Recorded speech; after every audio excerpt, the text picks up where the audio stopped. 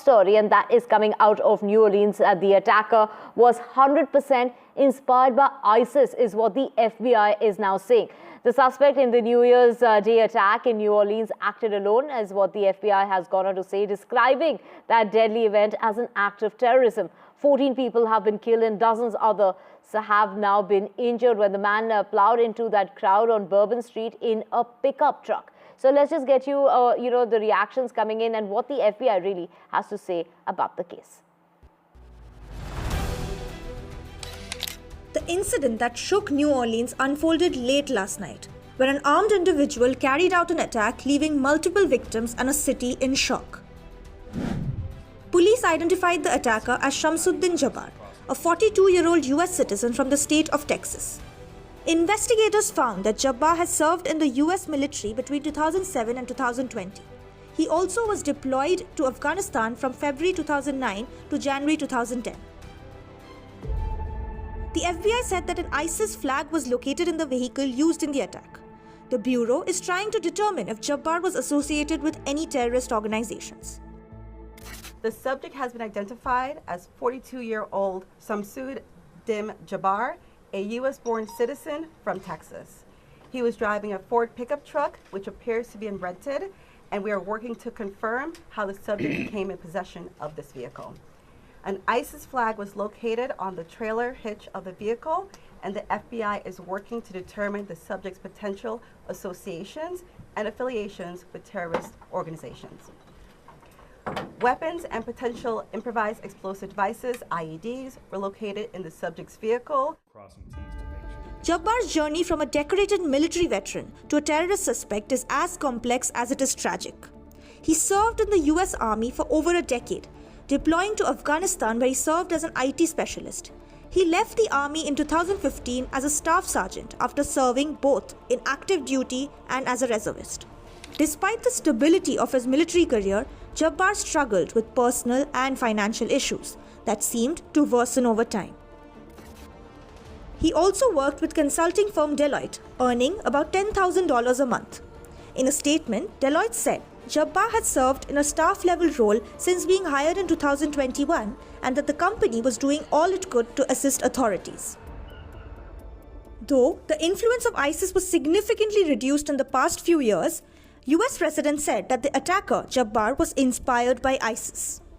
The FBI also reported to me that mere hours before the attack, he posted videos on social media indicating that he was inspired by ISIS, expressing a desire to kill.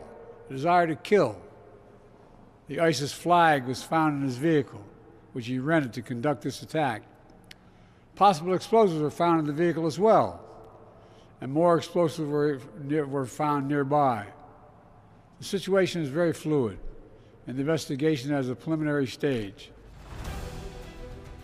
Police have recovered evidence from the scene, which they hope will shed light to his motives. For now, the focus remains on finding answers.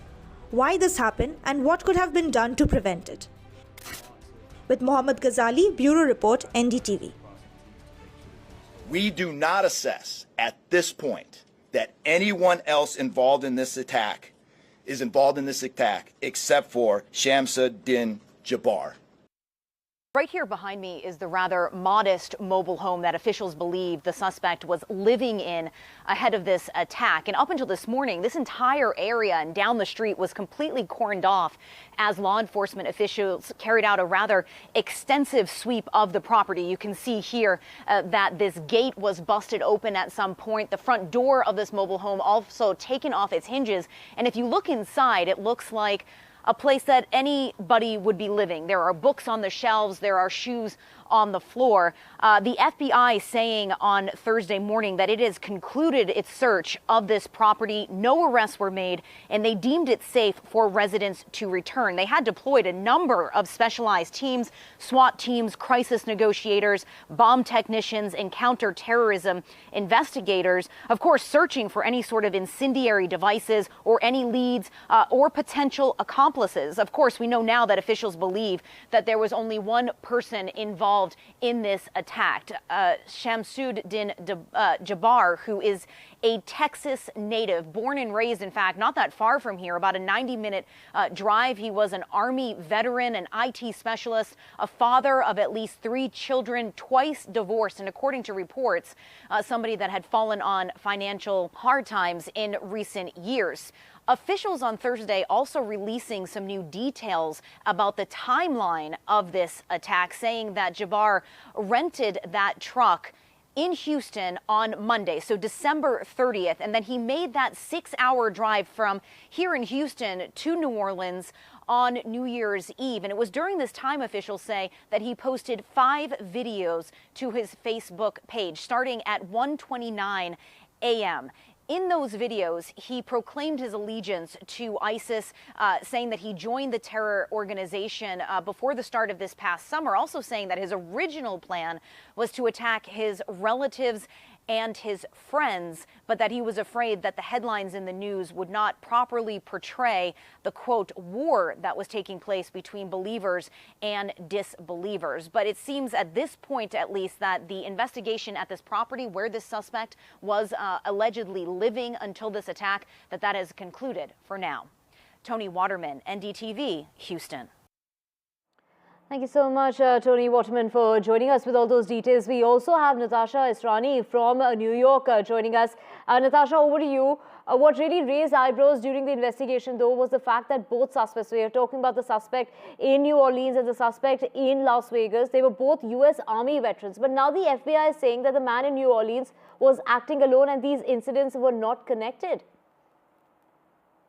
That's right. The links, there are 3 links out here. One is that the person who's suspected of the attacks in Vegas was actually currently in the Army, while Jabbar, who is the attacker in New Orleans, was a former Army veteran. But the other link, of course, was the timing, within hours of each other. And the third link was a car rental app called Turo, from where both these individuals rented the vehicles which they used in these 2 separate incidents. And that's why there were certain threads that investigators were following to see if there were any links between these 2 attacks. But so far, they haven't found any links, so they're not ruling them out in future investigations. In terms of the attack in New Orleans, there's new information emerging on Jabbar, not only of his service in the Army, but also of his troubles with not only with his personal life, but also in just adjusting to civilian life after leaving the Army. His family has come out and said that while he had isolated himself in recent years, they did not expect such violence from a person like him. And another interesting report that's emerging is that Jabbar might have traveled to Egypt and even Toronto in the recent 1 or 2 years. And I think those are the threads which FBI and other investigators are going to be following more closely to see. While on one side, they say that he was 100% inspired by Islamic State, the bigger question is also whether the Islamic State actually helped him and whether they were involved in this attack in any way. And so far, we are completely unclear on that aspect. Right, Natasha, we also have